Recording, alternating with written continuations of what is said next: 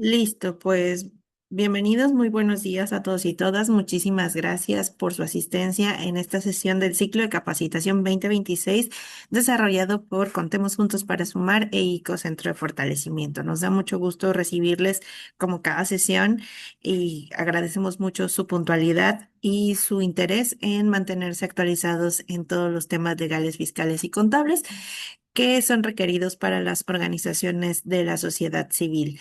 A continuación, le voy a ceder la palabra a mi compañero Alan Manzanares, quien estará al frente de la sesión del día de hoy.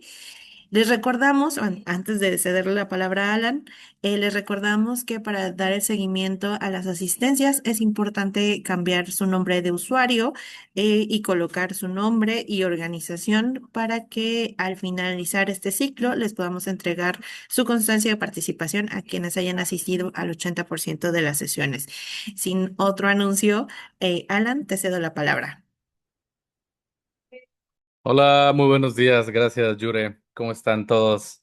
Espero que bien, espero que ya desayunados para este momento, para esta hora, que son las 11 de la mañana. Y con todas las ganas de ver el tema del día de hoy. Que a ver, no es un tema nuevo, les adelanto eso. No es algo trascendental o algo que se acabe de reformar ayer. De hecho, como podría ser el tema del lavado de dinero, que el viernes pasado salió por ahí salieron publicadas las reglas de carácter general, que va a ser un tema a tocar más adelante, perdón. Pero bueno, el tema del día de hoy no es nuevo, no se acaba de reformar, ya tiene tiempo. Y para este punto, aquellos que todavía no tengamos noción de estas diferencias en el tema de contratos laborales, creo que les va a ser de mucha utilidad el tema del día de hoy. Entonces, si no, al día de hoy no sabes los diferentes tipos de contratos que existen, de qué manera puedes contratar a tus colaboradores, toma nota de la plática. Si tienes cualquier pregunta, cualquier duda, al final de la sesión vamos a estar teniendo preguntas ya más específicas. Pero antes de empezar, quiero dar las gracias nuevamente aquí a Yure y al equipo de ICO por invitarnos una vez más a platicar con ustedes de estos temitas que tanto nos gustan. Em, a ver, para nosotros estos temas es el día a día, pero sé que para algunos de ustedes son temas que a veces surgen, a veces no, o de repente llegan sin avisar. Y buscamos justo con estos talleres y con estas pláticas que puedan tener esa información, ese conocimiento a su disposición y en sus manos para que cuando llegue alguna situación que requiera esta información, lo puedan atender sin ningún riesgo y sin ninguna, vaya, sin ninguna ansiedad, que ya de por sí vivimos en mucha ansiedad como sociedad civil y más siendo donatarias. Entonces buscamos bajar su nivel de cortisol a lo más que se pueda y que puedan operar y puedan trabajar en sus causas de la manera más tranquila posible o enfocados en sus causas más bien. Entonces, sin más, empezamos y para aquellos que no nos conozcan, doy una pequeña y muy rápida introducción de lo que es Contemos Juntos. Contemos Juntos, al igual que ICO, somos una organización de la sociedad civil, en este caso nosotros, donataria autorizada, cuyo enfoque principal es el fortalecimiento.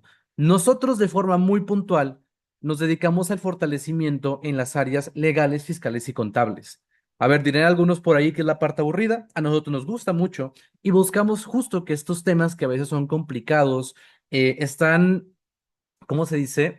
Pues sí, sobrecomplicados por Hacienda o tan rebuscados que a veces no les entendemos. Buscamos aterrizar toda esa información y todo ese conocimiento a un nivel más humano, no tan técnico, ni para contadores ni para abogados, sino para todos, para que todos podamos entenderlo y podamos cumplirlo. Porque al final, como donatarias, para aquellos que lo sean, ya habrán vivido la experiencia de ser donataria en México, que no es tan sencilla. Involucra que constantemente te están revisando, te están preguntando, te están auditando y te están levantando falsos o te están queriendo levantar falsos por situaciones que tal vez no lo son. Entonces, para evitar todo eso, pues buscamos que ustedes como organizaciones tengan este fortalecimiento y tengan em, esta información para que si el día de mañana les pasa algo, se puedan defender y no caigan en este estado de no sé qué hacer y lo siguiente es que pierdo la donataria. Entonces, para evitar eso, es importante conocer la información. Aunque yo no vaya directamente a ejercerla, tal vez yo tengo un contador, tengo un abogado, completamente válido, pero no te quita y no te sobra conocer esta información para que el día de mañana tú también sepas qué es lo que se hace. Como director, como administrador, como procurador, inserte N puesto de los que están presentes el día de hoy. Entonces, con eso como introducción, Pasamos al tema del día de hoy, que son contratos laborales o tipos de contratos laborales y sus implicaciones. A ver, de antemano, comentarles que no vamos a entrar a detalle a cada uno de los contratos, o sea, no vamos a ver cláusulas, no vamos a ver cuánto tienen que durar, no vamos a ver particularidades más técnicas de los contratos. Vamos a irnos un poquito más arriba o más general a conocer primero cuáles son. ¿Cuáles existen? ¿De qué manera puedo contratar yo a mis colaboradores? Que eso es una de las preguntas detonantes más adelante. ¿Para qué? Para que cuando yo ya tenga mis programas, o si ya los tengo, pueda tener esta información y pueda validar y pueda tener el criterio para saber cuál es la manera correcta en la que yo no me pongo en riesgo y respeto los derechos tanto laborales como personales y profesionales de las personas que me ayudan. Porque, a ver, y aquí me voy a adelantar a un punto que más adelante voy a volver a tocar. Em, Somos organizaciones de la sociedad civil. Nos dedicamos a ayudar a otros. Y dirás tú, ¿eso qué tiene que ver con el tema del día de hoy? Pues tiene que ver mucho, porque imagínate que si nosotros existimos para ayudar a otros, tendríamos que tener la coherencia de que internamente también nuestro personal esté bien. Entonces, a mí no se me hace, al menos de manera personal, muy coherente que me diga una organización, oye, es que yo atiendo personas en situación de vulnerabilidad o situación de calle, y volteas adentro con sus empleados, con sus colaboradores, y resulta que todos están contratados, es un ejemplo, como honorarios. A ninguno se le da IMSS, no se le da Infonavit, no se le dan sus derechos laborales, cuando realmente son empleados. Entonces, hay que tener esa coherencia y buscar mantenerla, porque al final, pues si ayudamos, es importante que internamente también estemos bien. Para ayudar hay que estar bien. Y si no estamos bien, y si nuestros colaboradores, perdón, no están bien, va a faltar un poquito de coherencia en la ecuación. Entonces, para que no falte, el tema del día de hoy es muy importante. ¿Va? Les adelanto igual una dinámica o la dinámica de la sesión. Yo ya le comenté en otras sesiones, pero ahorita la voy a repetir. Si tienen cualquier pregunta, yo voy a estar leyendo el chat. Les pido por favor a través del chat que las hagan llevar, que las hagan llegar. Si tienen alguna pregunta y yo considero que lo que están preguntando se puede responder en ese momento por el material que se va a ver o por la información, la voy a atender. En caso contrario, voy a esperarme al final de la sesión para atenderla en ese momento. Digo, generalmente sucede y son muy respetuosos de las instrucciones y me preguntan cosas del momento, entonces siempre se responden en ese momento. En caso de que no la responda, les digo, más adelante se va a responder. Lo que sí es que si tenemos preguntas ya muy específicas o situaciones o casos muy personales de cada organización, la recomendación va a ser mejor utilizar los medios a través de ICO de contacto directo para atender tu caso de forma específica. ¿Ok?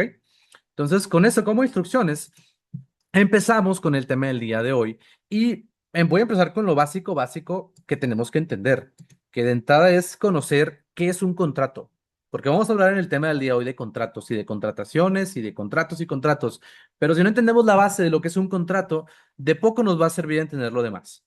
Entonces dirás tú, oye, es muy obvio, tal vez es muy obvio, pero si no entendemos la base, lo demás se puede caer. Entonces, ¿qué es un contrato? Al menos para efectos legales, vamos a entender perdón, como un acto jurídico, o sea, un acto legal, en el que participan dos o más personas. A ver, si es un contrato laboral, muy probablemente participen dos, el patrón y el trabajador, pero pueden ser más. Si hablamos, por ejemplo, de un contrato colectivo es el patrón y cientos de trabajadores, si no es que miles, ¿no? Entonces, no está cerrado el contrato a que solo sean dos personas, pueden ser más. ¿Qué más? Dice, oye, las personas que participan en este acto jurídico, que pueden ser dos o más, necesariamente requieren tener capacidad legal. ¿Cuál es esta? La capacidad que te otorga una de dos situaciones. La primera, ser mayor de edad y tener tu INE, o la otra, estar emancipado, ¿no? A través de las cuales ambas figuras se entiende, una, que tú eres consciente de tu libertad, por un lado, y dos, que eres responsable o que sabes que tienes una responsabilidad por las acciones que cometas. Y no digo cometer en el sentido negativo, sino en general, buenas o malas. Entonces, una vez que tú adquieres la capacidad legal, eres responsable de lo que hagas. Por eso te dice aquí, ok, es un acto jurídico de dos o más personas con capacidad legal donde van a manifestar la voluntad o su voluntad de comprometerse a hacer algo.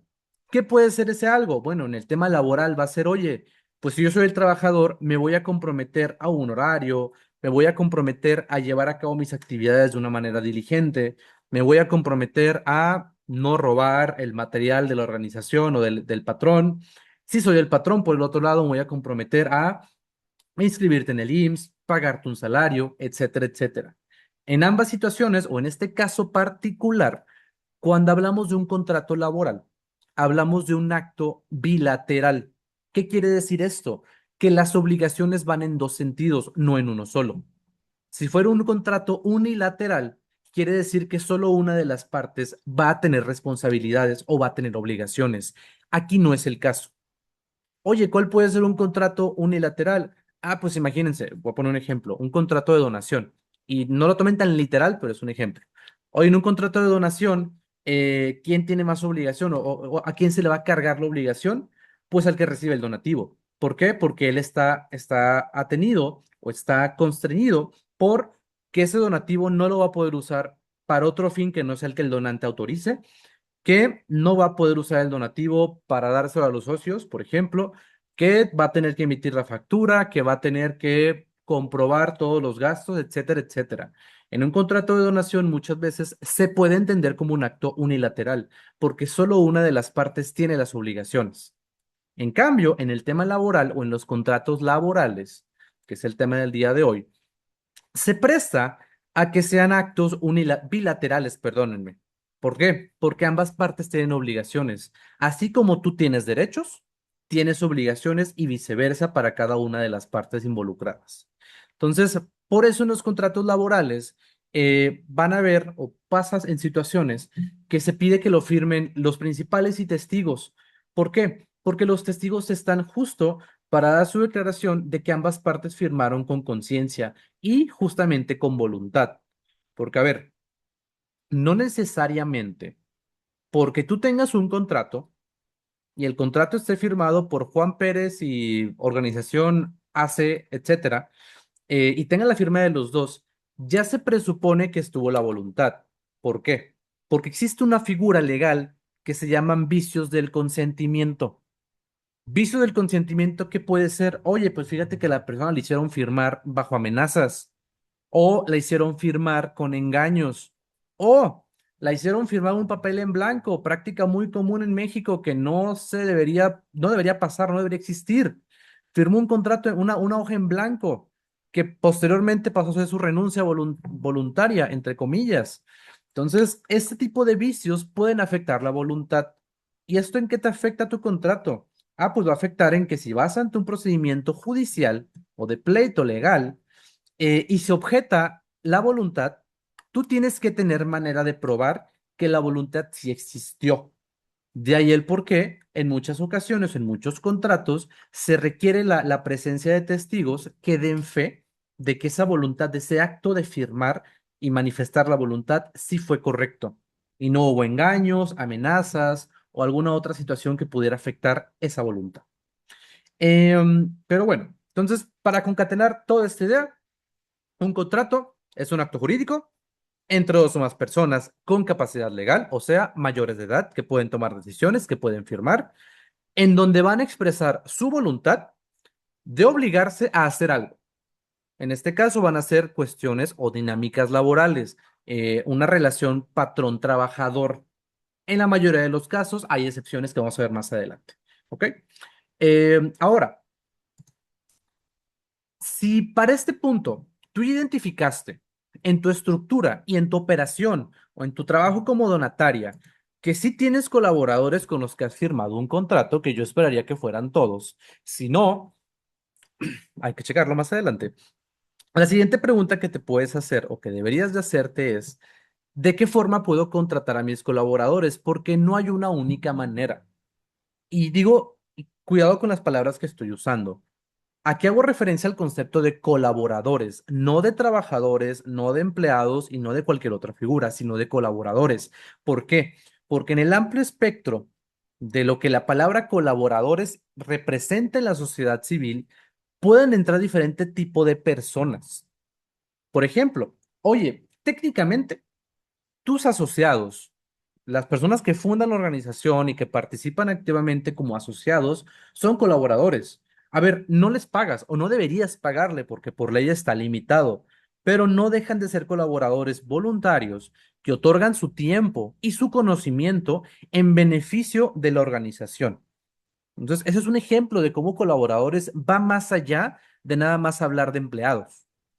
Son todas aquellas personas que dan algo o que aportan algo a la organización, ya sea de manera altruista o de manera remunerativa, o a través del intercambio de algún servicio o de alguna remuneración.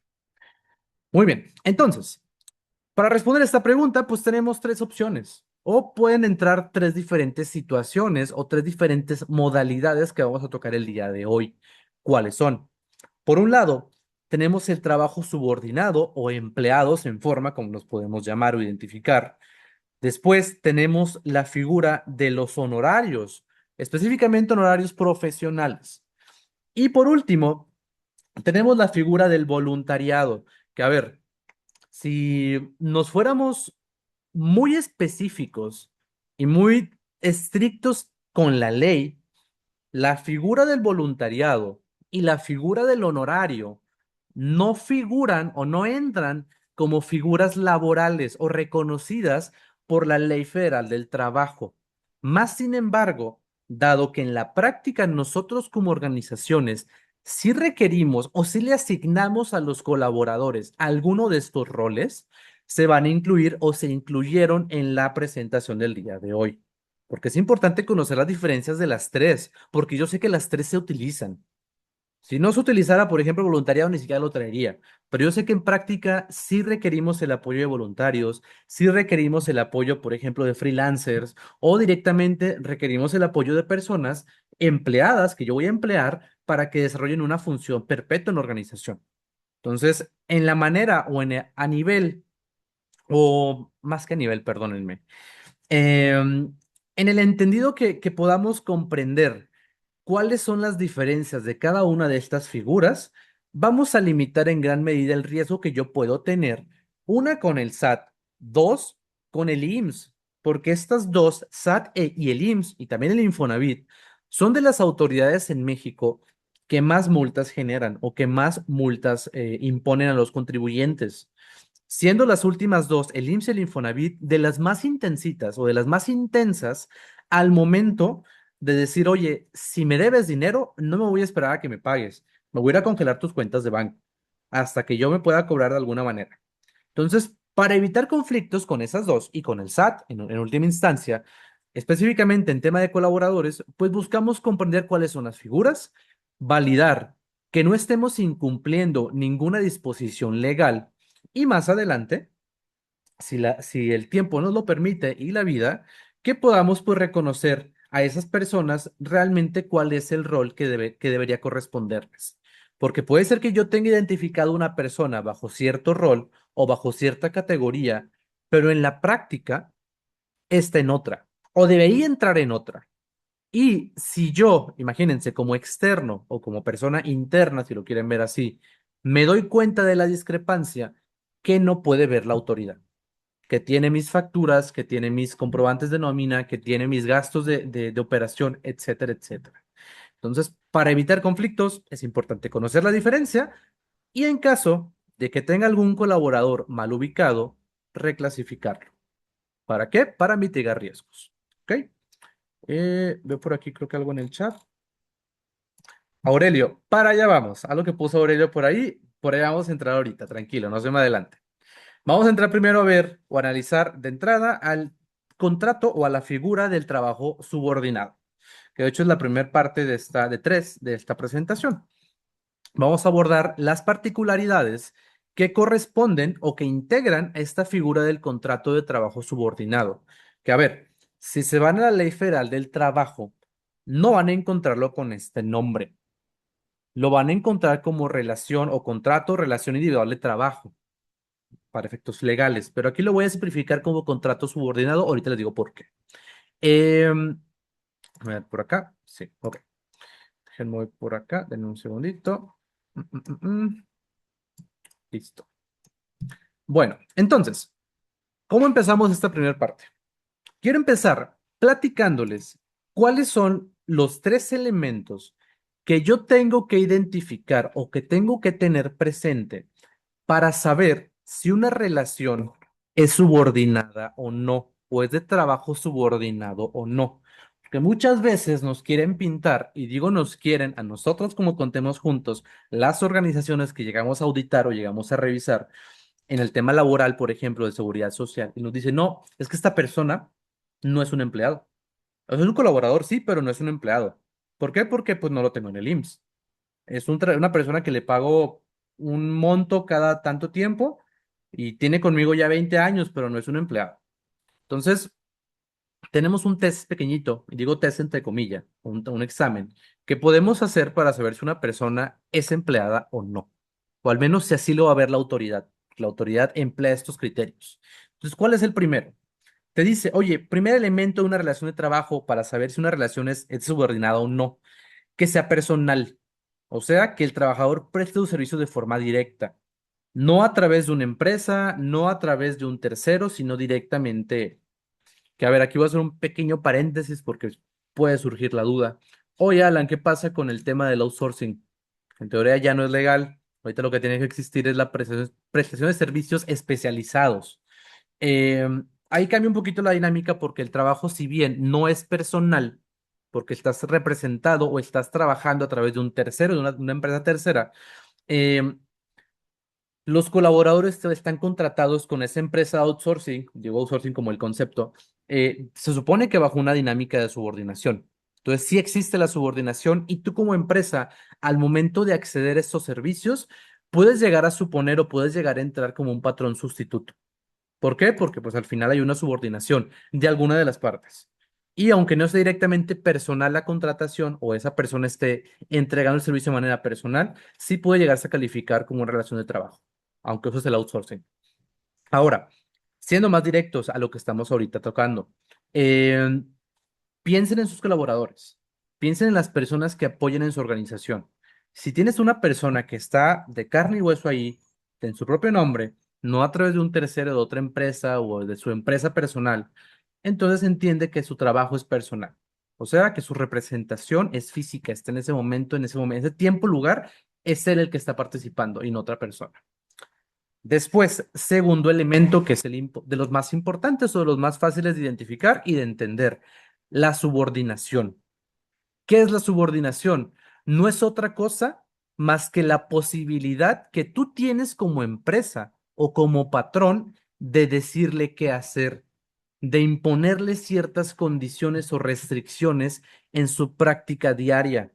Y digo práctica diaria laboral, ¿verdad? No en su vida. No le puedes decir, pues no, no comas en las mañanas o no duermas más de 6 horas. Eso no, eso es personal, sino lo laboral. Si tú como patrón tienes la posibilidad, el derecho o la jerarquía para decirle qué hacer y restringirlo, entonces se entiende que hay una subordinación, que él te responde a ti de alguna manera. Y este es el punto en donde muchas organizaciones, voy a decir que cojean. ¿Por qué? Porque quieren pintar relaciones de trabajo como relaciones, por ejemplo, de honorarios profesionales, no laborales. Pero luego le preguntas a la persona y dices, oye, ¿tienes un horario? Sí, sí tengo un horario. Oye, ¿tienes un jefe? Sí, también él me dice qué hacer. Me dice a qué hora conectarme todos los días, de tal a tal, y ahí está viéndome. Entonces, en ese caso no hay una libertad laboral. Existe una subordinación, una revisión e inspección constante. De ahí el por qué se va a entender entonces que es subordinada la relación. Por último, último elemento de estos tres, tenemos a la remuneración. Entonces, aquí es tan sencillo como te pago un salario fijo. Cada quincena, cada mes, durante tanto tiempo. Entonces, a cambio de lo que tú me estás dando, que es tu tiempo, tu trabajo. Y tú pudieras decir, oye, es que si le pago a un prestador de servicios, ¿es un salario también? No, porque el salario está únicamente restringido o reservado cuando hablamos de una relación de trabajo subordinada prevista por la Ley Federal del Trabajo. Que de hecho aquí les pongo el artículo, si lo quieren leer después, artículo 20, em, que te va a decir justamente los tres elementos. Una relación de trabajo se entiende como relación de trabajo cuando es personal, hay una subordinación y hay una remuneración de un salario a la persona. Oye, Alan, ¿qué pasa si no hay una remuneración, pero si es subordinación y es personal? Ahí podemos entrar en una de dos figuras, esclavitud o voluntariado, dependiendo cómo lo manejemos. porque sí, se puede dar el caso y hay situaciones que todavía pasan en México de esclavitud moderna, en la cual a las personas no se les paga. Oye, sí le doy de comer y le doy casa, no le voy a pagar un salario, pero le voy a dar techo, comida, obviamente me va a trabajar a mí a cambio de eso. Para mí eso es una esclavitud con más pasos. Y más cuando no tiene la libertad de irse, porque sí sigue pasando en México, aunque no lo creamos. Entonces, esa es una. La otra, el voluntariado, que la persona está de manera voluntaria y no se le paga, pero él es consciente que no se le va a pagar. Que más adelante, de hecho, vamos a verlo, el cómo podemos lograr esa dinámica de voluntariado y no caer en la otra dinámica que claramente no queremos tener, ¿verdad? De hecho, de entrada, pequeño paréntesis, en México la esclavitud está prohibida y penada, para aquellos que no sepan. Muy bien, entonces. Tres elementos para la relación de trabajo: personal, subordinada y remuneración. Si mi relación de trabajo o si mi relación con los colaboradores integra estas tres, déjame decirte que tus colaboradores entonces son empleados o están trabajando bajo una dinámica y bajo una lupa de empleados. Si tú internamente los tienes calificados bajo otra figura, muy posiblemente te va a decir la autoridad: a mí no me importa, mientras se cumplan los tres elementos, yo los voy a calificar como empleados y si tú no me has pagado lo que me tienes que pagar por concepto de seguridad social, te voy a multar, te voy a congelar cuentas y hasta que no me pagues, vamos a ver cómo le haces. Entonces, para evitar eso, tengan mucho cuidado, hagan este test.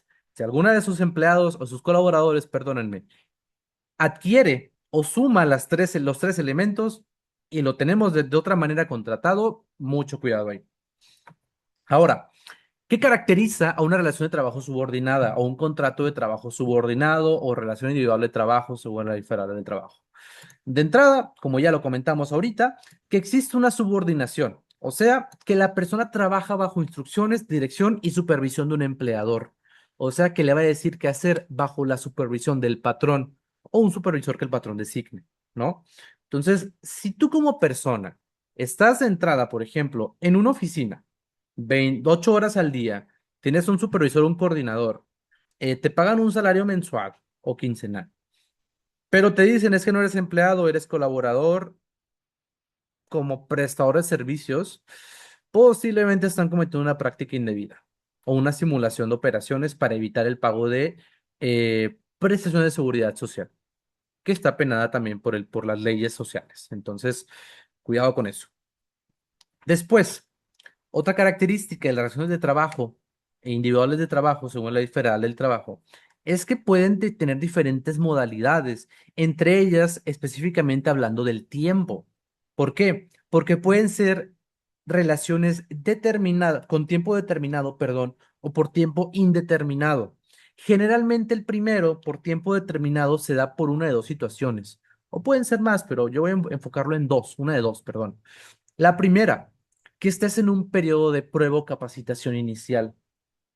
Oye, ¿sabes qué? Fíjate que te quiero contratar porque vas a ser el siguiente operador de esta máquina que yo tengo. Pero para que puedas ser el operador, ocupas aprender cómo usarla. Entonces, te voy a dar un periodo de 6 meses, de 3, de 6 meses, para que aprendas cómo está la chamba, para que aprendas cómo manejar las máquinas, para que te adaptes. Si en esos 6 meses identifico que no se te está dando, porque se te dificulta mucho, porque no es tu área de trabajo normal, etcétera, etcétera. Entonces yo voy a buscar que esa relación pues sea determinada por un tiempo determinado. Cuando se cumple el plazo, pues simplemente te digo muchas gracias, pero tu perfil no embona dentro de las necesidades de la organización, ¿no? Por otro lado, tenemos la figura del contrato por tiempo indeterminado, que aquí es cuando ya estás seguro, tienes una certeza de que esa persona cumple o reúne los requisitos y capacidades para poder llevar a cabo la función que requieres. Entonces, ahí no le vas a decir, te voy a dar 6 meses de prueba. Pues no, ya conozco yo tus capacidades y te quiero dar justamente la seguridad y certeza de que tu tiempo y tu capacidad y tu conocimiento es bien recibido en mi organización, ¿no? A ver, no quiere decir que porque uno es uno el otro está mal o viceversa, ambos son completamente válidos, tienen su uso específico, pero es importante que no confundamos el para qué se usa uno y para qué se usa otro. Creo que ahorita me faltó justamente decirles otro elemento, de hecho, del tiempo, del contrato por tiempo determinado, otra modalidad, que es otro uso, perdón, que es cuando tienes un proyecto o un puesto temporal. Oye, fíjate que tengo un trabajador que se incapacitó o una trabajadora que se incapacitó, se enfermó, tuvo un accidente o está embarazada, ¿no? Se incapacitó 6 meses o 3 meses, lo que tú quieras ponerle. Y ocupo que alguien esté en ese puesto cubriéndolo en el inter en el que regresa. Ah, bueno, entonces el contrato por tiempo determinado te puede servir para cubrir ese puesto temporal o para llevar a cabo una función que tiene un inicio y tiene un fin. Por ejemplo, pasa mucho con las organizaciones de la sociedad civil, que tenemos programas que tienen inicio y fin. Inicia en enero, termina en diciembre, o inicia en enero y termina en mayo. Entonces tiene una fecha, un vencimiento conocido y determinado. Entonces, ocupa una persona que sea el coordinador de este programa de enero a mayo. Ah, ok. Entonces, ahí la dinámica que ocuparía sería, o a la que puedes recurrir, es a un contrato laboral subordinado por tiempo determinado. ¿Por qué? Porque tú ya sabes que tiene un vencimiento, que va a tener un vencimiento ese puesto. En cambio, si tuvieras un puesto, por ejemplo, dirección, pues va a ser ilógico e irracional que tú pretendas celebrar un contrato por tiempo determinado cuando es un puesto que no va a desaparecer. Al menos la dirección pensaría que no va a desaparecer el puesto de director o directora. Entonces, va a ser irracional que quieras celebrar un contrato determinado por puestos que sabes que tienen una permanencia en la organización o que requieren una permanencia estática en tu estructura organizacional. Em, Pregunta por aquí Cintia, ¿hasta por cuánto tiempo se puede contratar a alguien por tiempo determinado? A ver, aquí hay un pequeño debate, gracias por la pregunta, Cintia. Un pequeño debate que se hace en las organizaciones y en la materia laboral, porque, a ver, tú puedes tener una persona con un contrato por tiempo indeterminado, perdón, y tú dirás, oye, es que el programa dura, no sé, 6 meses, pero resulta y resalta que este programa se repite cada año. Entonces, cada año lo voy a contratar por 6 meses.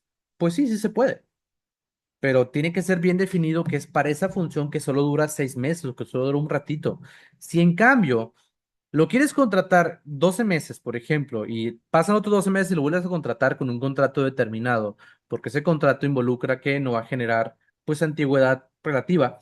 em, Puede llegarse a dar el caso que la autoridad te diga, o si te demanda, te diga, oye, es que, pues, aunque tú en el contrato lo tenías por tiempo determinado, vemos ahí que sus recibos de nómina son solo tuyos, por 12 meses ininterrumpidos y luego otros 12 meses ininterrumpidos, pues aunque la relación a nivel contractual estaba puesta como determinada, nosotros la entendemos como si no tuviera un fin o como si no hubiera tenido una terminación física, una terminación, perdón, clara.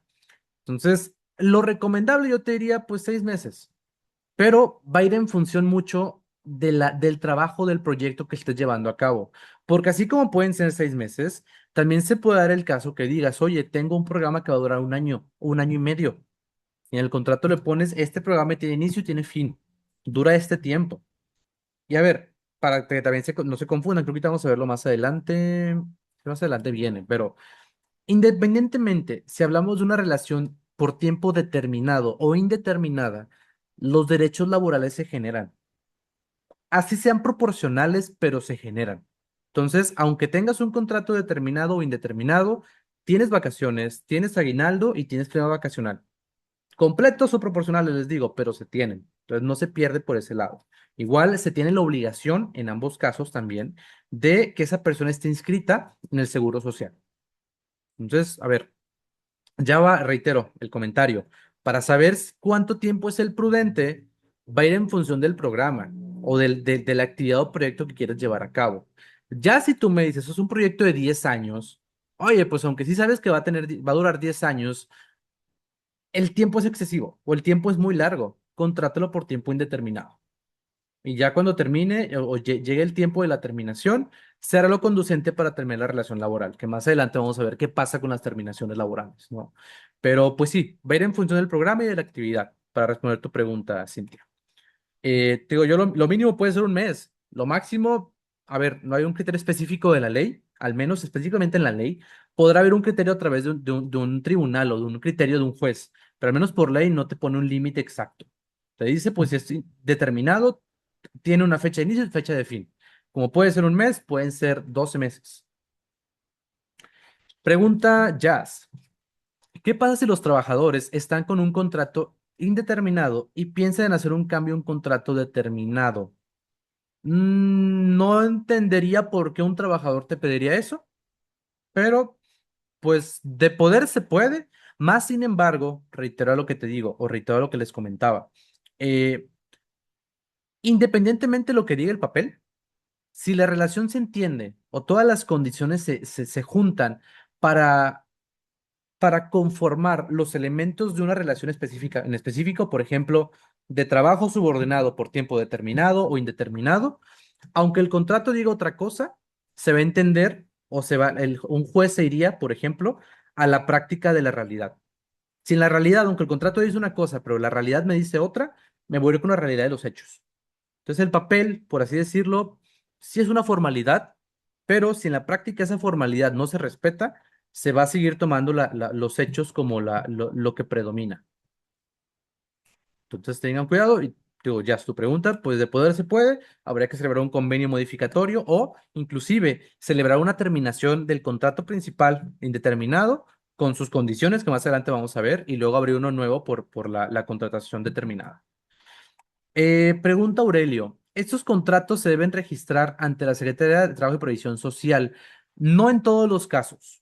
A ver, los que sí se tienen que registrar por ley o por default son los contratos colectivos de trabajo ante la autoridad laboral correspondiente. Los contratos ya individuales, que son los que muchas de nosotras organizaciones manejamos, porque tenemos individuales y colectivos. Individuales es una persona, un contrato. Colectivos, un contrato para muchas personas, el mismo contrato. Entonces, los colectivos sí se registran. Los individuales no necesariamente.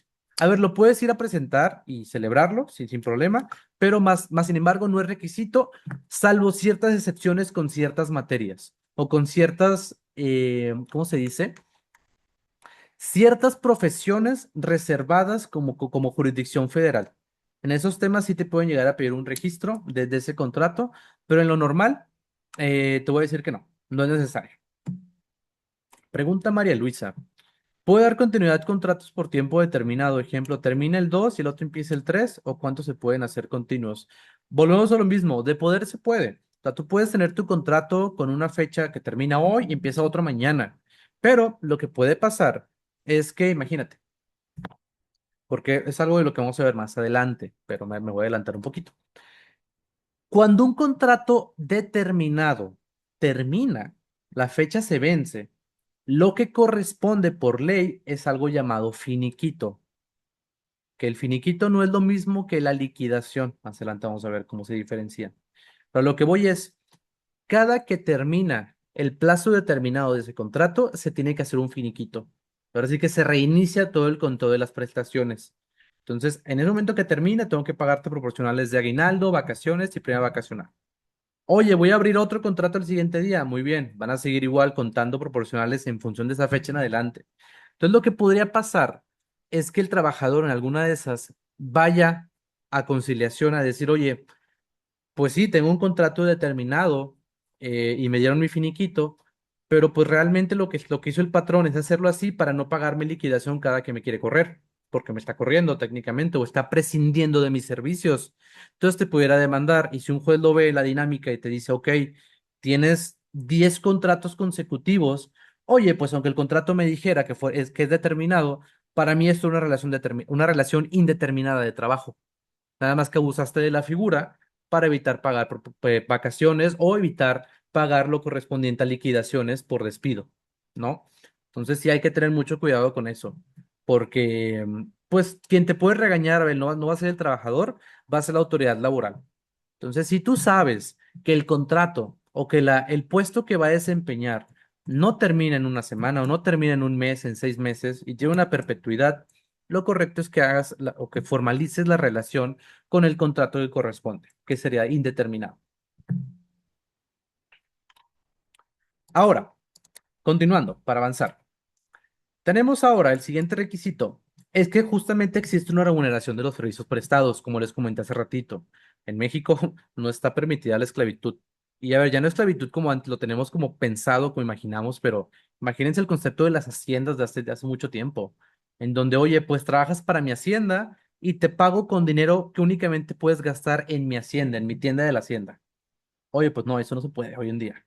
Y mucho menos trabajar sin remuneración cuando realmente es una relación de trabajo. O sea, es una relación patrón-trabajador, subordinada. Entonces es un derecho irrenunciable y exigible o obligatorio para el patrón el realizar la remuneración por los servicios prestados a través de un salario al trabajador. Obviamente también digno. En México también no se permite el pago de salarios abajo del salario mínimo. Una persona no puede ganar menos del salario mínimo. Entonces tiene que ir en función mínimo de eso o más allá, no menos. Después, como ya lo comentamos, este tipo de relaciones de trabajo, de contratos de trabajo, genera derechos, obligaciones y de seguridad social, como vacaciones, aguinaldo, prima vacacional y que te metan al seguro o que inscribas a las personas al IMSS para que tengan el seguro social. Em, Pasa mucho que las entidades y las organizaciones realizan contrataciones de personal o de colaboradores saltándose esta figura de contratación justamente porque dicen, oye, es que me sale más barato. Si no le pago todo eso, me sale más barato. Y sí, a ver, en la práctica, si quieres verlo con números, toda esta dinámica de prestaciones y seguridad social le va a aumentar en un 30%, un 30-36% el costo de lo que le vas a pagar al trabajador. Entonces, lo que le vas a pagar, imagínate, le vas a pagar 10,000 pesos, eso aumenta en un 30-36% y es lo que te va a salir tu costo total de trabajador. Ya con los gastos que incluye, pues, por tu parte como patrón, que tienes que entregar al IMSS, porque cuidado con eso también. Cuando contratas a alguien a través de esta modalidad, específicamente las obligaciones o las aportaciones de seguridad social e Infonavit son bipartitas. Oye, si quieres verlo igual tripartitas, ¿qué quiere decir esto? Que todos ponen una parte. El trabajador paga una parte, el patrón paga otra parte y el Estado también subsidia sí, cierto monto en algunas situaciones. Entonces, pues sí representa un gasto y un costo mayor para la organización, que a veces muchas, por saltárselo, les digo, caemos en cuestiones de incoherencias. Si me dedico a ayudar, es incoherente que mis trabajadores estén mal, que no tengan seguro social. El día de mañana están en campo, en otro estado, se accidentan, ¿qué va a pasar? Porque imagínense, me ha pasado en la práctica verlo. No tienen seguridad social y dirías tú, bueno, al menos tienen otro seguro. No, tampoco. Tu seguro es persinarlos para que la Virgen de Guadalupe los proteja. Y eso no funciona. A nivel laboral, a nivel legal, a nivel fiscal, no te va a servir para protegerte de una demanda, de una multa o de un bloqueo de cuentas. ¿Por qué? Porque estás omitiendo el pago de obligaciones laborales. Son muy importantes.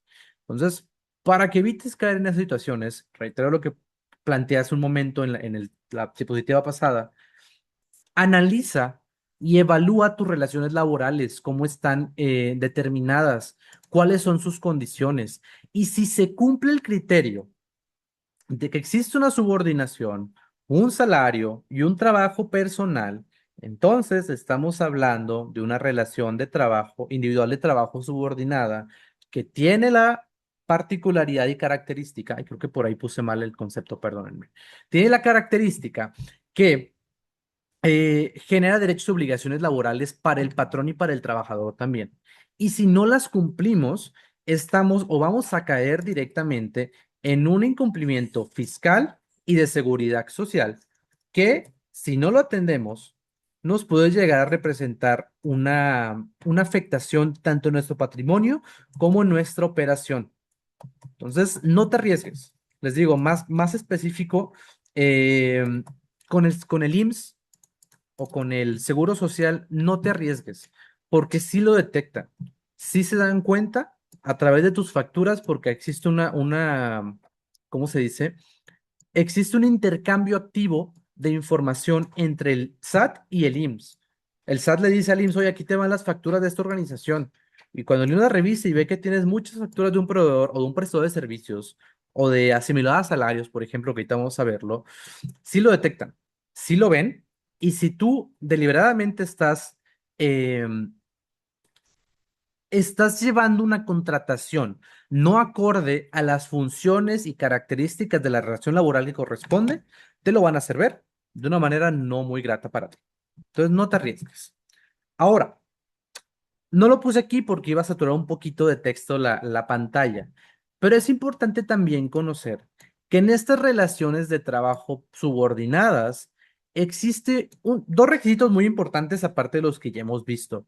De entrada, el primero es que esté por escrito, que toda esta formalización, todo este acuerdo de voluntades, todas estas obligaciones y derechos que queremos acordar entre las dos partes estén por escrito, se asienten por escrito en algo llamado contrato, como ya lo platicamos al inicio, que es un contrato. Ahora, segundo particularidad o segundo punto importante de ese contrato es que tiene requisitos mínimos. Diré máximos porque puedes ponerle más cosas, pero los mínimos sí tenemos una clara diferenciación en la ley de cuáles son. Para aquellos que quieran tomar la nota y después checarlo ya a detalle y con más tranquilidad, van a irse o les recomiendo revisar el artículo 25 de la Ley Federal del Trabajo. Y aquí hago una pequeña puntualización también. Es federal. No existe ley local en Nuevo León del Trabajo ni ley estatal, no, es federal, porque es una materia federal. Entonces, si encuentran otra, posiblemente no es de México, es de otro país. Tiene que ser federal. La Ley Federal del Trabajo, artículo 25, te va a decir cuáles son justamente o qué tiene que constar, perdónenme, en el escrito o en el contrato que asiente las condiciones de trabajo. Y palabras más, palabras menos, te va a decir que tiene que tener de entrada lo básico, que es quién es el trabajador. Hoy es su nombre, nacionalidad, edad, estado civil, su CURP y su RFC y su domicilio. Datos generales del trabajador, así como los del patrón también. Oye, por ejemplo, algo tan importante, el domicilio del patrón. ¿Dónde voy a llevar a cabo las funciones por las que me están contratando? Tiene que estar bien definido el domicilio de trabajo. ¿Por qué? Porque imagínense que pasa un accidente. Si pasa un accidente, te va a preguntar el IMSS, oye, ¿dónde está el domicilio de trabajo? Y si no está claro, te puedes poner en riesgo. Después, se tiene que determinar en ese contrato justamente lo que estamos tocando en pantalla, el tipo de relación de trabajo, si es por tiempo determinado o indeterminado, si es por capacitación, si es por periodo de prueba, etcétera, etcétera. Pero tiene que definirse en el contrato.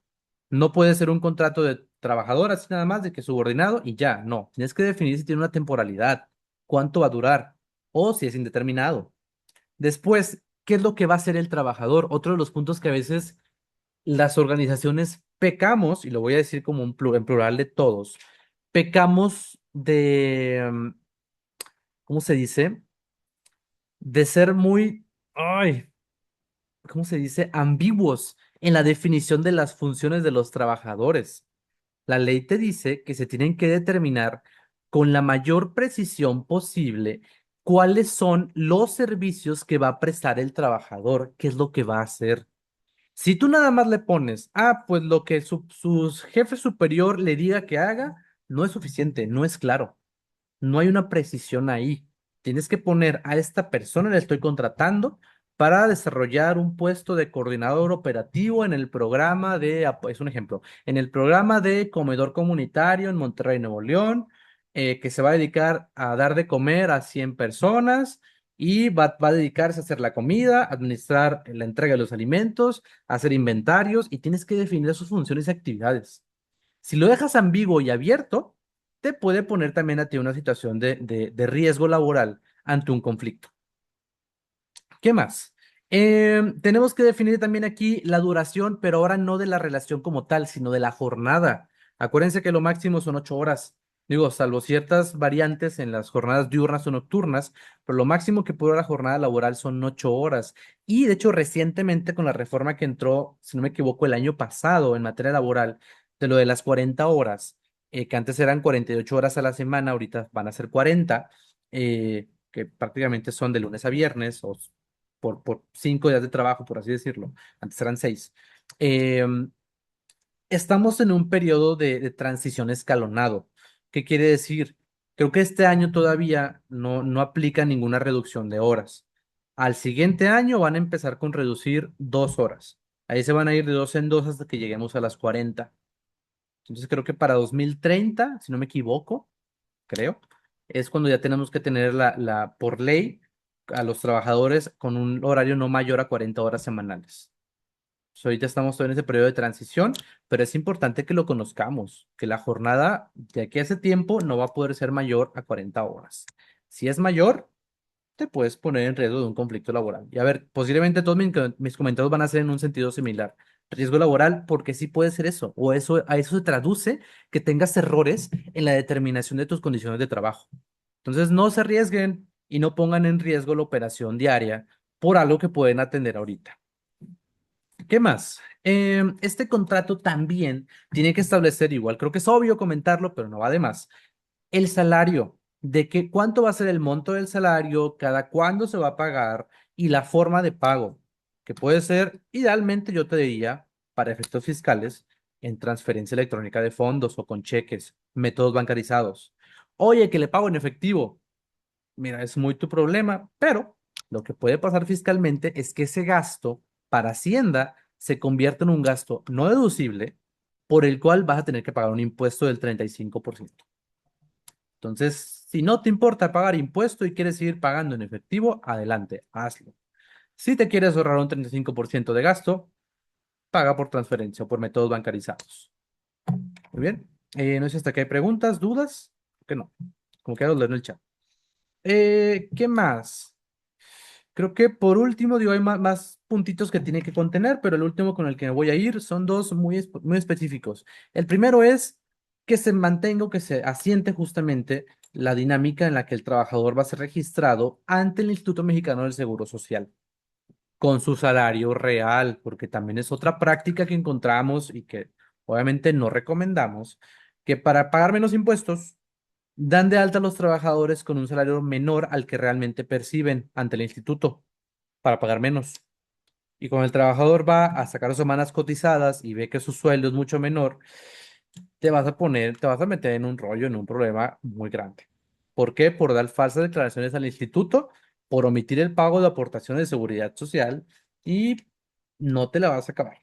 Entonces, si te recomiendo el contador o el abogado de la empresa, porque no de la donataria, de la empresa que te ayuda a hacerlo, yo desde que tú mejor le digo que no, gracias. No vale el riesgo, no vale la pena el riesgo. Y más el riesgo en el que te pones, porque deja tú. Si fuéramos una empresa, el riesgo es, pues, me ponen una multa, la pago. O me quieren cerrar, bueno, ni modo, cierro el negocio, abro otro mañana. Acá somos empresas o organizaciones sociales, porque atendemos personas que lo necesitan. Entonces, si el día de mañana me cierran, no nada más ha afectado a mis trabajadores y mis asociados, sino también cada persona a la que yo ayudo. Entonces, imagínense el nivel de responsabilidad que tenemos y el nivel de pérdida más allá del económico que representa que nosotros dejemos de existir o que nos cierren. Entonces, están muy conscientes de eso y con estos temas de seguridad social.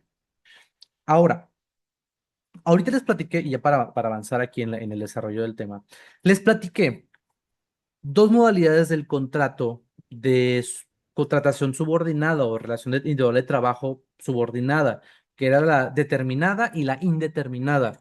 Pero también tenemos otra modalidad especial que se empezó a hacer popular a partir de la pandemia en adelante, que es justamente el tema del teletrabajo o del home office que, a ver, esto tuvo en sí o tuvo en sí misma sus particularidades y condiciones específicas que se me preguntan hoy en día quién las respeta de la sociedad civil. Yo sé, por información, obviamente no voy a divulgar quiénes, pero sé que no se respeta al nivel que requiere la ley. Que muchas organizaciones llevan a cabo o implementan el home office, pero no cumplen con las condiciones de ley que lo requiere. ¿Cuáles son o qué involucra esto? De entrada te dice la ley, oye, para que una relación entre bajo esta modalidad de teletrabajo, el trabajador tiene que desarrollar más del 40% de su tiempo en su domicilio de trabajo, obviamente de las 40 a 48 horas, más del 40% en su domicilio. Si es menor, no pasa nada, no lo vamos a determinar como un home office o como teletrabajo, pero si es mayor, sí. ¿Y qué involucra eso? Que se determine como teletrabajo.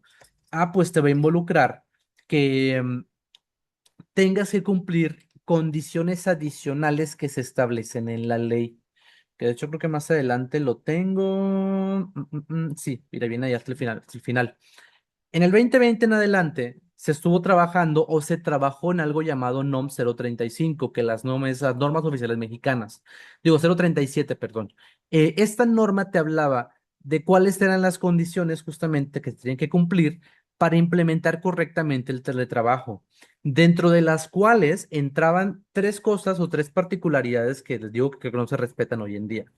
La primera, si el trabajador está en su casa más del 40% y es teletrabajo, tú como patrón tienes que proporcionarle una silla ergonómica y un espacio de trabajo para que pueda trabajar correctamente. Dos, el pago de servicios proporcionales de Internet y creo que también de luz, si no me equivoco.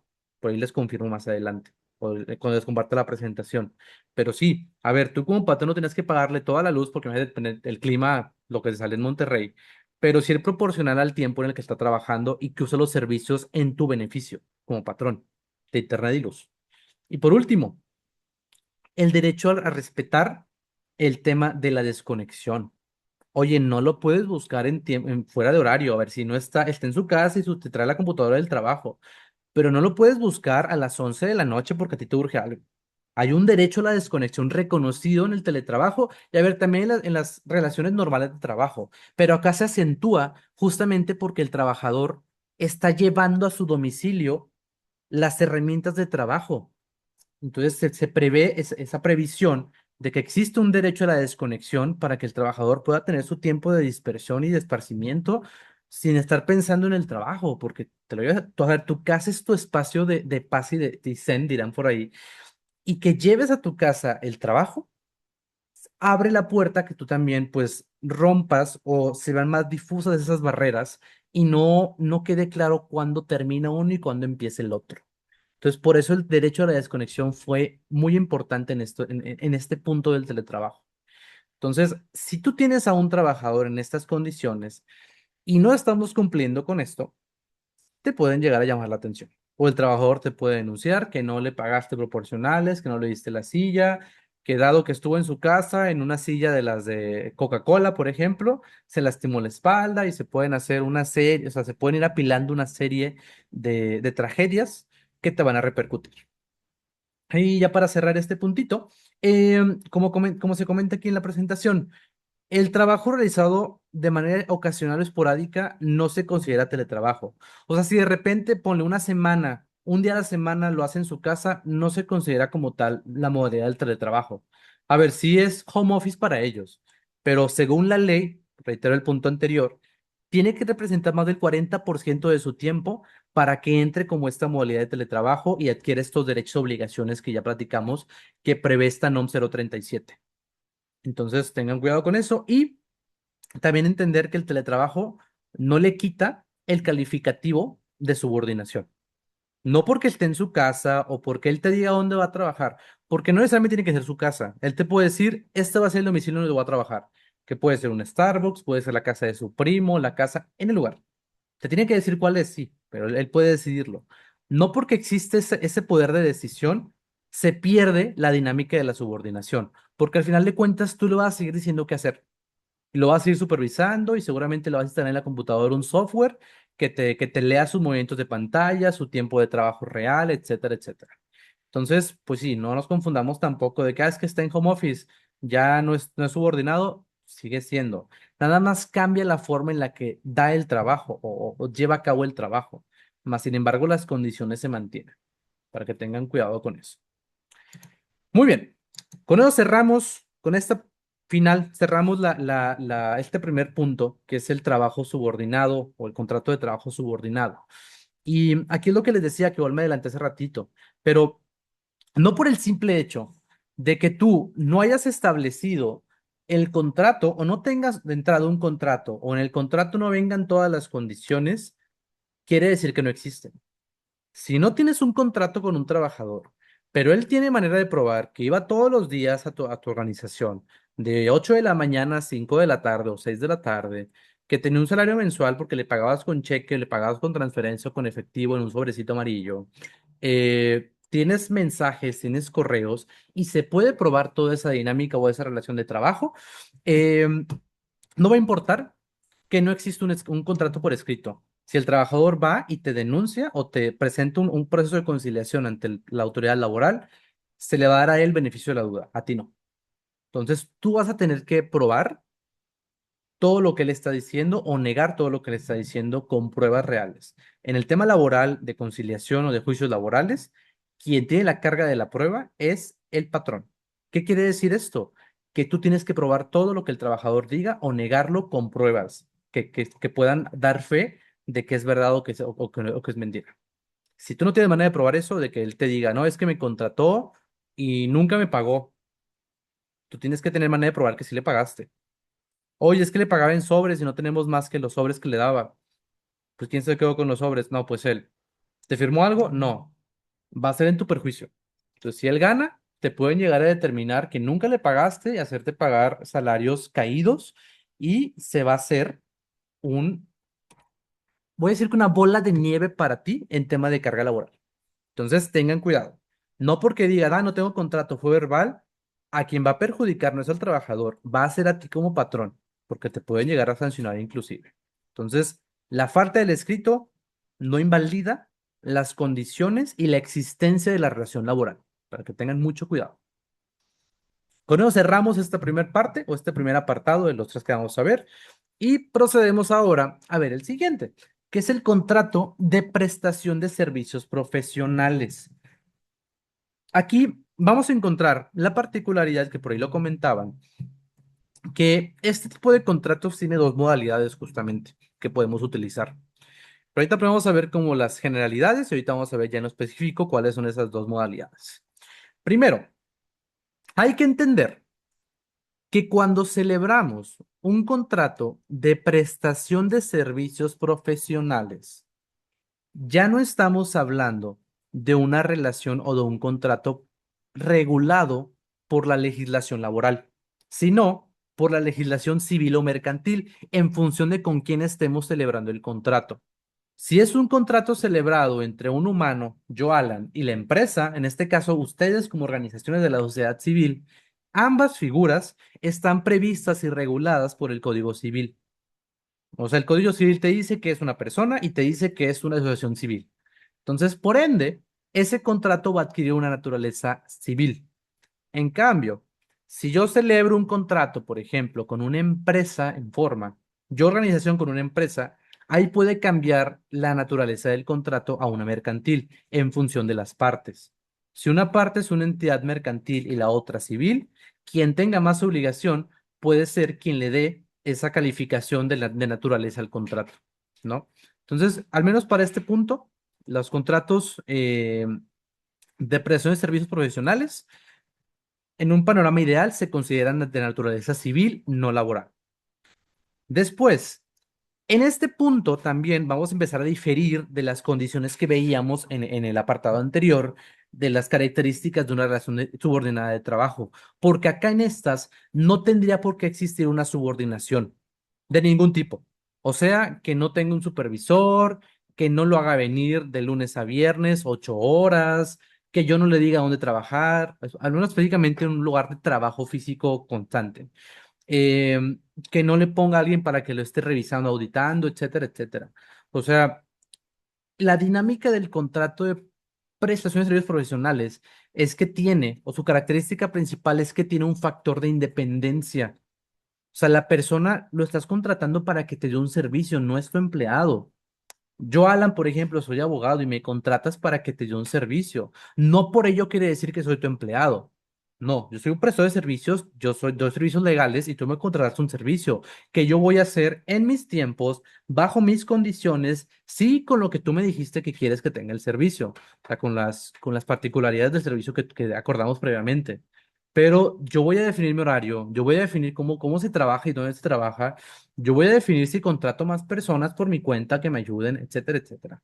Entonces, tengan mucho cuidado, porque si una relación de servicios profesionales llega a tener este factor de subordinación, se puede reclasificar automáticamente una relación de trabajo. Y obviamente va a adquirir los derechos y obligaciones que trae aparejada una relación de trabajo, como ya lo platicamos ahorita. ¿Va? Después, esto es recomendación más que característica, pero no debe utilizarse para cubrir puestos o funciones operativas constantes o perpetuas, que es lo que les decía. Este contrato idealmente tiene que utilizarse para un servicio. Oye, te contrato para que me des este servicio en específico, que se puede llegar a confundir a veces con los contratos determinados de trabajo, que ahorita les dije, sí, son contratos en donde hay una actividad que tiene inicio y tiene fin. Sí, pero en ese caso sí es un puesto que tú tienes reconocido. Por este lado, por este contrato, no es un puesto. Es, ocupo esta tarea o esta actividad que tú como prestador de servicio me puedes dar. Entonces te voy a contratar para que me lo des y me hagas un entregable y se acabó nuestra relación. No va más allá. Entonces tengan cuidado. O sea, no, yo no te recomendaría que contrates a un director de la organización bajo este modelo, porque claramente la función que va a desarrollar no es un servicio. Es un puesto operativo, es un puesto estático en la organización. Y pongo el ejemplo del director, perdónenme porque sí lo he visto. Se he visto que los tienen contratados así y es como, oye, si yo me doy cuenta y para mí está mal, imagínate qué va a pensar Hacienda. Luego, la persona recibe una contraprestación por los servicios profesionales realizados. Y aquí está el punto focal para diferenciar. Te habla de contraprestación, no remuneración ni de salario. Contraprestación es, tú me das algo. Tú me das dinero a cambio de un servicio o producto que yo vendo.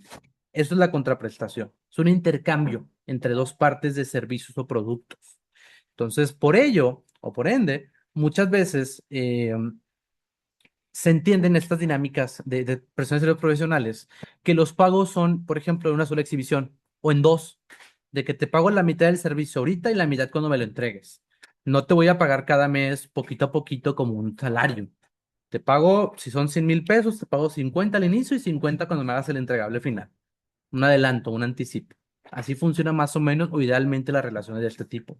Que a ver, existen figuras que permiten, que ahorita vamos a verla, que permiten que el pago sí sea de manera mensual y tal. Pero hay que tener igual mucho cuidado que no entremos en lo que ya comentamos de la subordinación.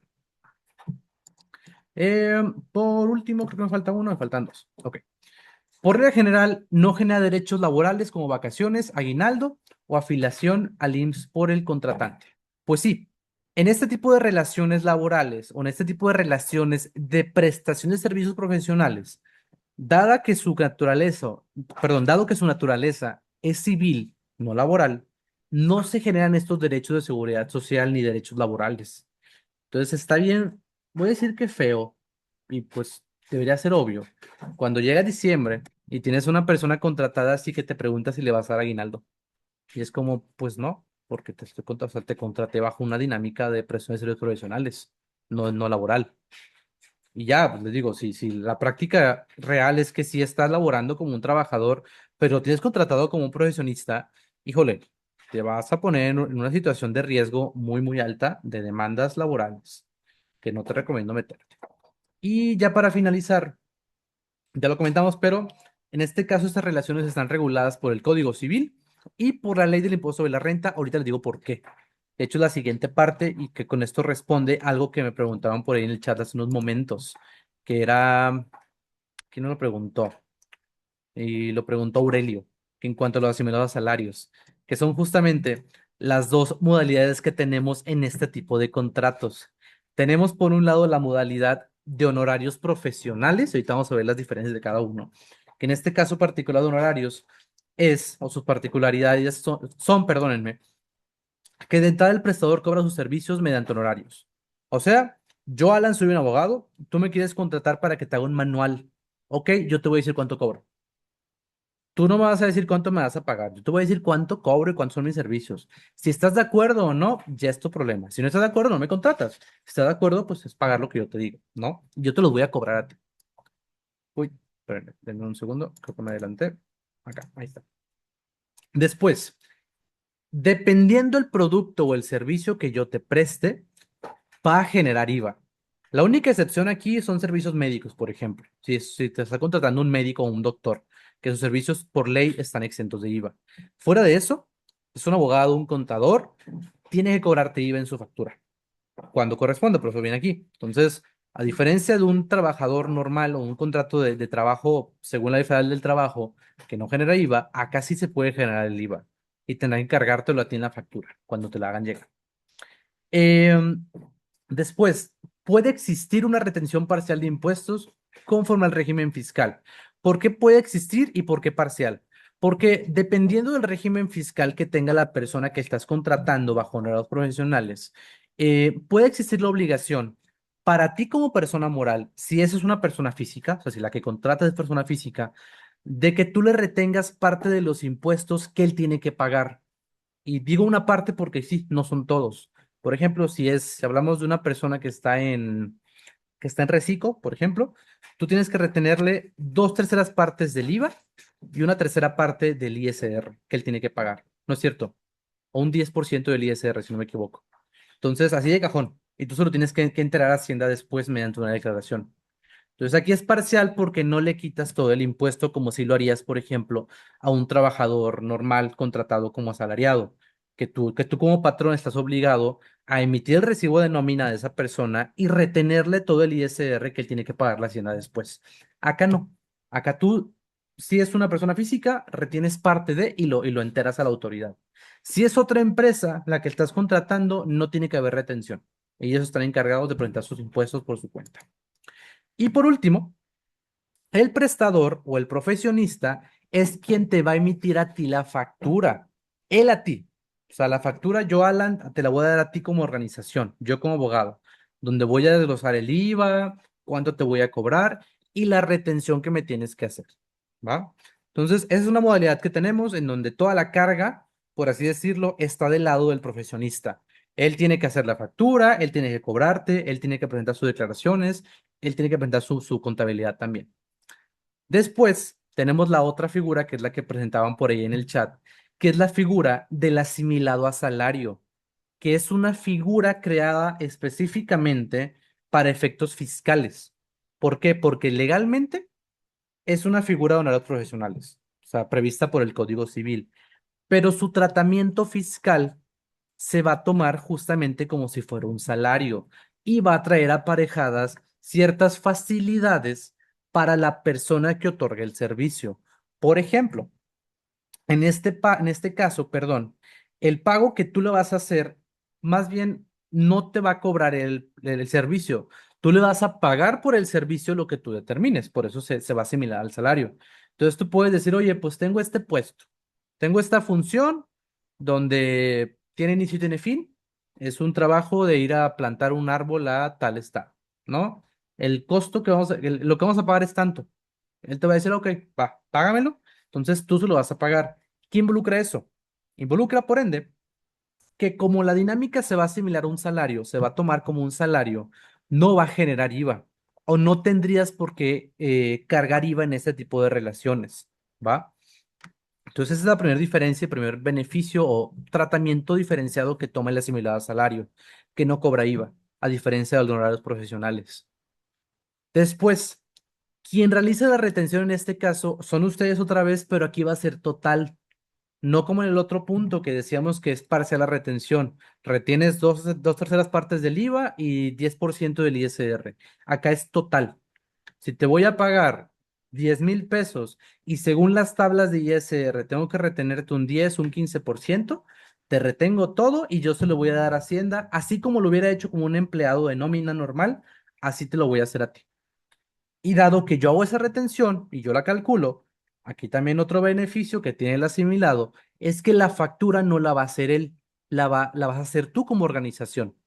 Por eso el tratamiento que se le está dando a lo que se le va a pagar se considera asimilado a salario, equivalente a un salario, porque tú le estás pagando, tú estás emitiendo la factura, tú haces la retención y no causa IVA, entonces es muy similar al salario, sin que exista, es un punto importante, sin que exista la generación de obligaciones y derechos laborales, vacaciones, aguinaldo, prima vacacional, etcétera, ¿no? O seguridad social inclusive.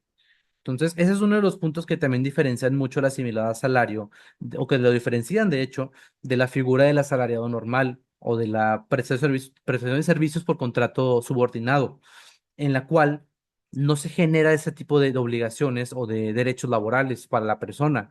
Por ende, tampoco se genera antigüedad laboral, que es la que te sirve en el IMSS, por ejemplo, para una pensión, o la que te servía para una pensión, ¿no?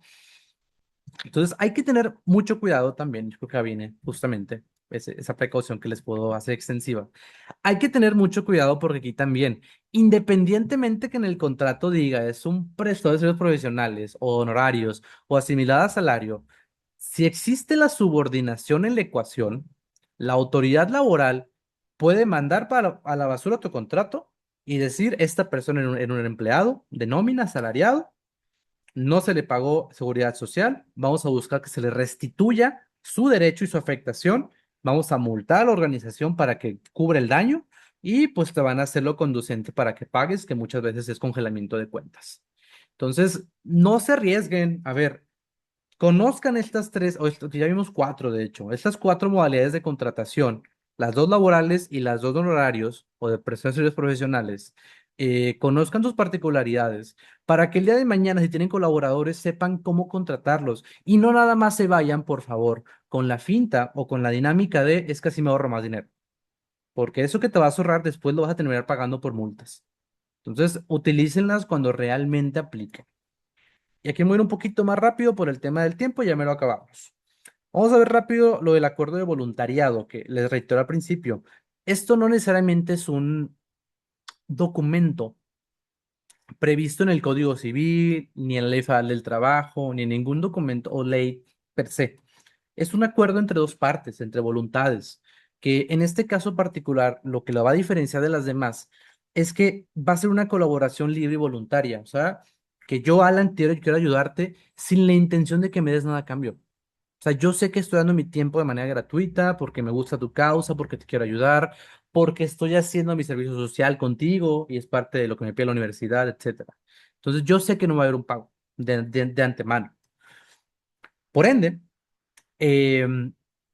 al no existir un pago, no se recomienda que utilicemos la figura del voluntario o del voluntariado para cubrir puestos igual permanentes o con funciones operativas estáticas. Por ejemplo, tengo un voluntario como coordinador de programas. Oye, pues se puede entender que te quiere ayudar y que la persona diga, sí, yo te quiero dar mi tiempo y no te quiero cobrar nada. Pero así como dependes de la buena voluntad de la persona, también dependes de que el día de mañana esa voluntad se termine. Y les digo porque hemos escuchado casos de voluntarios que estuvieron dando su tiempo gratis por años, se enferman y de repente dicen, oye, pues no tengo trabajo, ¿qué hago? Ah, pues demanda a la empresa, di que le trabajaste 10 años, que tenías un horario porque ibas de 8 a 8, nunca te pagaron, nunca te dieron insumos, nunca te dieron alimento, nunca te dieron uniforme, nunca te dieron nada, pero estabas ahí y tienes manera de comprobarlo. Entonces dice la autoridad laboral, ah, no, pues sí es cierto, eras un empleado. Entonces, yo te recomiendo que, consejo personal, que en estos temas de voluntariados no abuses tampoco del voluntario.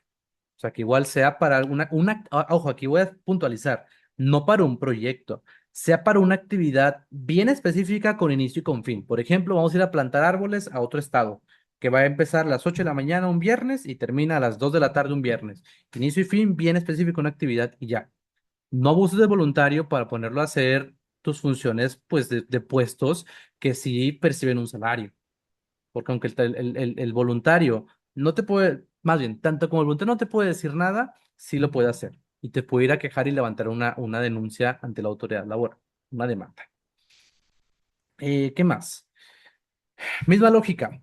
Como no existe un pago y es voluntario y son justamente un acuerdo, no tanto una obligación entre ambas partes, pues no está tan práctico que exista un horario laboral impuesto como condición, ni que cumpla ciertas obligaciones. A ver, reitero, son acuerdos. Oye, el acuerdo va a ser que vas a venir a ayudarme. Muy bien. El acuerdo va a ser que te voy a dar yo una camisa que llega voluntario. Ah, súper bien. El acuerdo va a ser que no vas a hacer cosas que puedan poner en riesgo al personal o los beneficiarios. Ah, ok, son acuerdos, como pautas de operación. Pero de que te diga, el acuerdo, o sea, es obligatorio que vengas a las 8 de la mañana hasta las 8 de la noche todos los días. Obligatorio, si no, no te firmo tu carta. Es obligatorio que, inclusive me ha pasado, que des cada mes una aportación voluntaria de 2,000 pesos. Oye, pues de voluntaria no tiene nada y de aportación tampoco le estás cobrando, aparte. Entonces hay que tener mucho cuidado porque, a ver, sí se pueden establecer reglas de operación de la actividad voluntaria y de seguridad y de funcionamiento, pero sin que ello pueda caer en la dinámica de subordinación. Porque al momento que caemos ahí, te digo, la persona adquiere todo el derecho o adquiere plenos derechos para poder reclamar sus derechos laborales y te puede poner en riesgo y en jaque ante la autoridad. Entonces, para este tipo de relaciones de voluntariado, lo que yo te recomiendo, una de entrada, pues es que respetemos lo que está en pantalla y la otra, que si lo formalices. Aunque no existe un documento previsto en la ley como un contrato en forma de voluntariado, sí puede ser un acuerdo de voluntades en donde digas, oye, es que te quiero ayudar, ok, vamos a ponerlo por escrito. No va a ser un contrato, no va a ser un contrato de 5 o 6 hojas, un papelito, una hoja que diga, yo, Alan, me comprometo a entregar o acuerdo entregar de manera voluntaria mi ayuda durante tanto tiempo en esta actividad por este periodo. Y se entiendo que no se me va a pagar. O estoy de acuerdo que no se me va a pagar, que van a usar mi imagen para publicidad, etcétera, etcétera. Entonces tengan cuidado porque cuando no tenemos esa formalidad con los voluntarios, pues se puede prestar a situaciones que también nos ponen a nosotros en riesgo, ¿no? Y que no nos puede representar que generemos una situación de riesgo laboral para la organización. ¿Qué preguntan por acá? Pregunta Aurelio. Este acuerdo voluntario, me imagino, debe ser por escrito, ¿que debe llevar? Ah, bueno, es lo que acabo de comentar. Te digo, no hay específico una pauta que te diga qué tiene que tener, pero imagínate o piensa a futuro en situaciones de riesgo. Oye, no quiero que me vengan a denunciar o a demandar porque no le pagué. Ah, entonces, un punto que tiene que tener el acuerdo voluntario es que se acuerde, que el voluntario acepte que no se le va a pagar. Oye, es que otro punto era que el voluntario después me reclamó que tiene un horario, que según él yo le puse un horario, tienes que poner, no, pues no va a tener un horario per se, pero las actividades en las que va a participar es este día, eh, que es martes 11 de agosto, perdón, de 8 de la mañana a 3 de la tarde, para que él entienda que las condiciones a las que está acordando participar estén muy claras. Entonces, en función de eso, tu acuerdo se tiene que elaborar. Reitero, no tiene que ser un contrato. O sea, no tienes que seguir las formalidades de los contratos al pie de la letra, pero sí que esté por escrito y queden claras las condiciones para que el día de mañana no se preste interpretaciones pues ambiguas, ¿no? Pregunta Cintia. ¿Se les puede dar apoyos económicos a los voluntarios? ¿Esto genera alguna obligación contable? A ver, técnicamente no, porque reitero, es una relación pues voluntaria. Y no sé a qué se refieren con apoyo económico y dinero, pero si le quieres dar dinero, pues la dinámica se puede transformar ya no en una dinámica de voluntariado, sino en una dinámica, perdón, de prestación de servicios. Tal vez no laboral, tal vez no vas a tener que meterlo al IMSS, pero sí puede clasificarse como una relación de servicios profesionales y va a tener aparejada pues el tema de la factura, el tema de las particularidades que ya vimos. Y si no las cumples, por ejemplo, con la factura, se puede convertir para ti en un gasto no deducible, porque justamente para las donatarias, sus gastos tienen que estar justificados. Yo te pregunto, ¿cómo justificas darle a un voluntario un apoyo económico si no vas a tener factura? Entonces hay que tener cuidado con eso. ¿Va? Muy bien. Entonces, con eso cerramos estas partes torales de las tres figuras que tocamos. Y ahora ya para cerrar la sesión del día de hoy, les quiero presentar súper rápido cuáles son las maneras o cuáles son las acciones o qué va a pasar más bien cuando termine alguna de estas relaciones laborales, ¿ok? O una de estas relaciones en específico. Entonces vamos a empezar por la primera, que es la relación laboral que veíamos subordinada. Si se cumple la condición o alguna de las condiciones de que sea voluntaria por parte del trabajador, o sea, que él renuncie, que él te diga, ¿sabes qué? Gracias por el trabajo, ya no quiero estar aquí, renuncio de manera voluntaria. O que se vence el plazo, si es un contrato determinado, como lo platicamos, que tiene inicio y tiene fin, si se vence el plazo. Y por último, que tengas tú como patrón una causa justificada para terminar esa relación. Y cuando digo causa justificada no es que me cayó mal. Causa justificada es las que están establecidas en la Ley Federal del Trabajo a cargo del patrón sin responsabilidad para él. Por ejemplo, oye, el trabajador me robó o se robó parte del mobiliario y lo cachamos y lo denunciamos. Ah, ok, esa es una causa justificada por la cual tú puedes correrlo sin responsabilidad para ti. Y ahorita digo responsabilidad en qué sentido, pero vamos a avanzar entonces. Tres escenarios. Si se da cualquiera de estos tres, Lo que va a pasar es que al momento de terminar, tú tienes que crear o tienes que calcular algo llamado finiquito. El finiquito está conformado por los proporcionales de aguinaldo, vacaciones y prima vacacional que le corresponden a la persona. Entonces, si, por ejemplo, la contraté y no tenía todo el año de servicios, pero la ley te dice que sí le corresponden vacaciones porque está determinado el contrato, entonces le tengo que dar el proporcional a esos días que trabajó, igual de aguinaldo. Si te dice la ley que de aguinaldo son 20 días, si no me equivoco, por cada año de trabajo, pues sacas proporcionales. Oye, no trabajó 325 días, trabajó la mitad. Ah, bueno, vas a darle 10 días de aguinaldo, proporcionales. Entonces, eso es el finiquito. O el finiquito aplica, el concepto de finiquito se usa cuando la relación termina de manera voluntaria, por vencimiento de plazo o por causa justificada del patrón. Y en ciertos casos también puede aplicar el entregar algo llamado prima de antigüedad, que tiene más condiciones, pero por regla general es si la persona cumplió 15 años o más en su puesto. Imagínate que te renunció la persona que trabajó 20 años y él te renunció, no la corriste. Entonces a él le toca una prima de antigüedad que va a corresponder a 15 días, si no me equivoco, 12 días, perdón, de salario por año trabajado, aparte de tu finiquito, ¿va? Después, vamos a ver el otro escenario, misma dinámica del contrato subordinado, pero si la relación termina de forma unilateral, injustificada por el patrón. Porque en el otro veíamos que estaba justificada, o sea, me robó. Pero si nada más lo quieres correr porque te cayó mal o porque su desempeño pues no es el que tú quisieras y lo vas a correr a la persona, ah, bueno, ahí cambia la dinámica. Porque de entrada va a entrar algo, en vez de finiquito, va a entrar algo llamado liquidación. O de entrada va a entrar algo llamado liquidación, que va a corresponder a 3 meses de salario íntegros. Después se van sumando conceptos. Tienes que entregarle igual sus proporcionales de aguinaldo y vacaciones o premio vacacional que no lo hayas dado.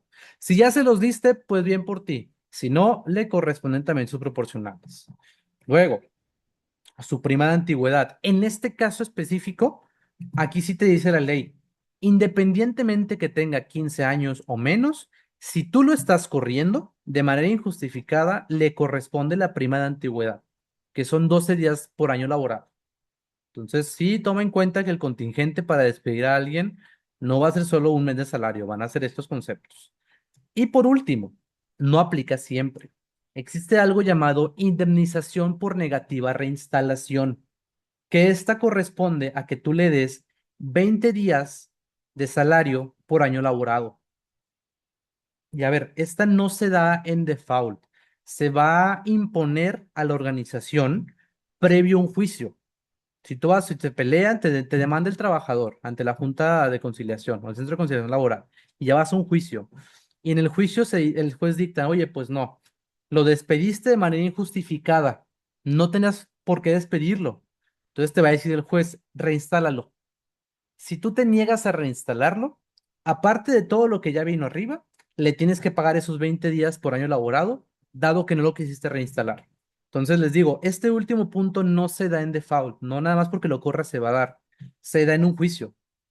O se puede acordar darse para evitar ir a un juicio justamente. Porque si el trabajador sabe que lo despediste de forma injustificada y sabe que va a ganar, entonces cuidado ahí porque hay de dos. El trabajador que te dice, oye, pues no, yo no me quiero aventar el martirio de irme a pelear un juicio, ni te voy a pedir esto porque no me quiero meter, ni quiero pagar abogados, bueno, X, dame los otros tres. Pero si el trabajador se pone en su plan y todo su derecho te dice, ¿sabes qué? Yo no pierdo nada yéndome a un juicio, mi primo es abogado, él me va a defender, tenemos todo para ganar. Entonces, tú como empresa, mi recomendación sería, o como organización, como patrón, yo te diría, sí negocia esos 20 días.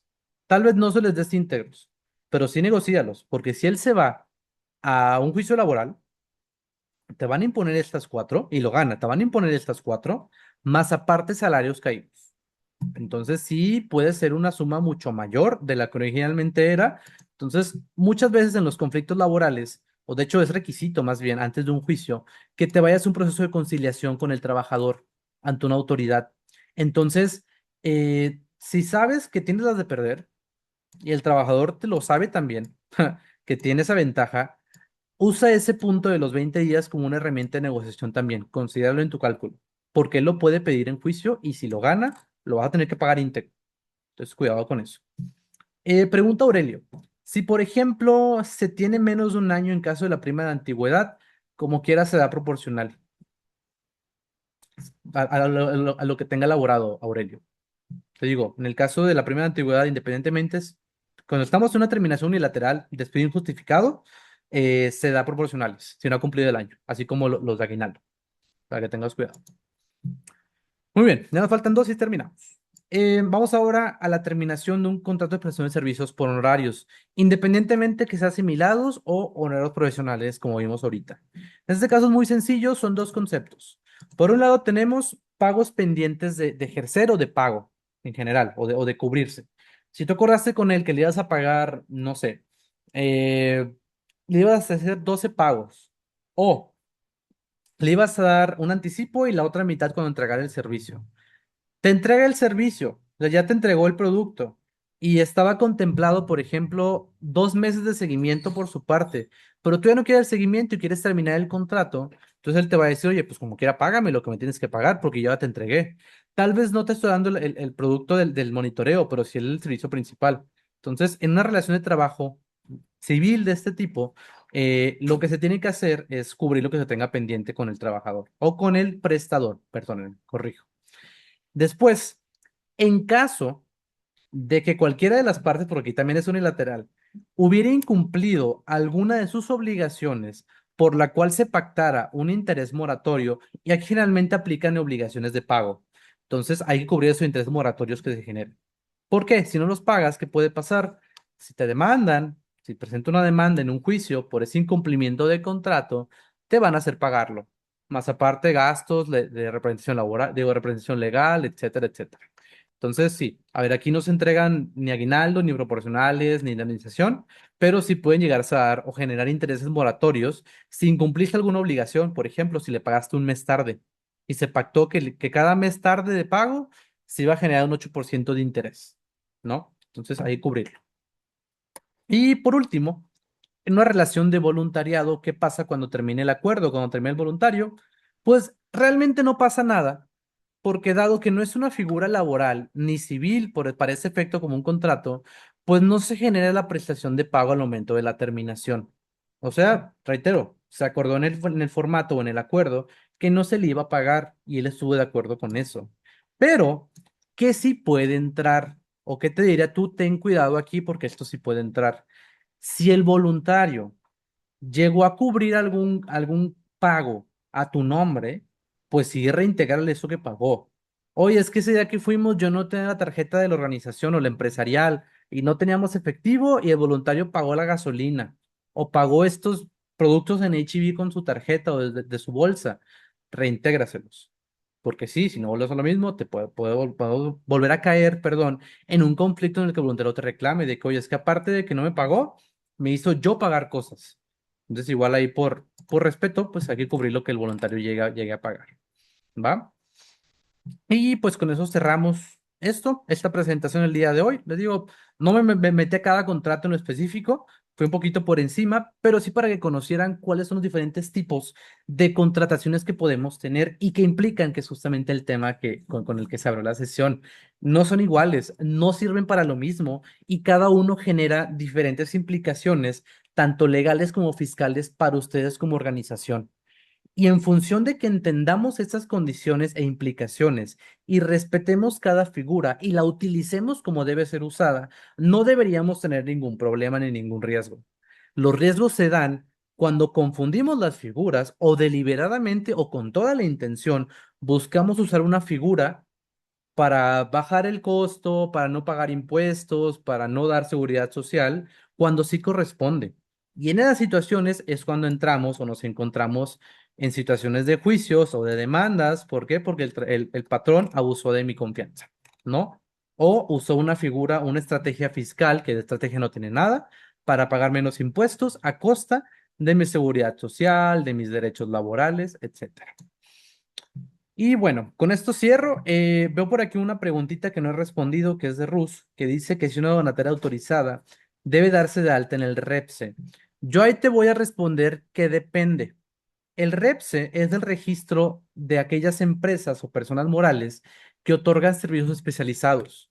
Si tú determinas que los servicios que tú prestas son especializados, uno, y dos, pones a disposición de terceros parte de tu personal, de que de forma directa, por ejemplo, mandas a una persona a la oficina de otra empresa y ahí está 24, o sea, los 8 días de la semana, se me fue, perdónenme, las 8 horas, los 6 días de la semana, entonces estás poniendo a disposición de un tercero a personal tuyo. Entonces, si ese es el caso, yo te diría sí, sí, date de alta. Si no es el caso, pues no es obligatorio que te des de alta.